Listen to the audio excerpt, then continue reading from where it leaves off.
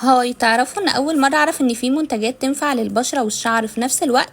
اول منتج ده غني عن التعريف وهو زيت الجوجوبا. طبعا كلنا عارفين ان منتج زيت الجوجوبا بيكون موجود في مجموعات الشعر لان تأثيره قوي جدا. انا جربته على شعري كحمام كريم ونتيجته كانت رهيبة معايا. بيدي لمعان كده وترطيب قوي جدا للشعر.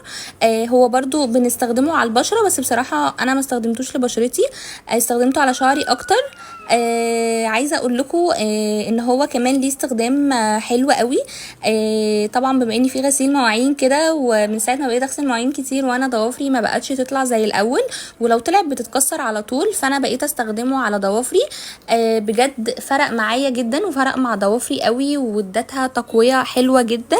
ما بقتش تتكسر زي الاول، فبجد منتج حلو جدا فرق معايا قوي.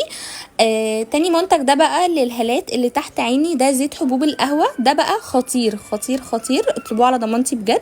انا طلبته مخصوص عشان الهالات اللي تحت عيني وفرق معايا جدا جدا. هو بس محتاج مع استخدامه تنظيم نوم وشرب مية، اهم حاجة. بنستخدمه على الشعر برضو، بس انا ما استخدمتوش على شعري برضو. وبنستخدمه على بشرتنا برضو، بس انا استخدمته تحت عيني فقط وجاب معايا نتيجة. ونتيجته كانت رهيبة معايا بصراحة.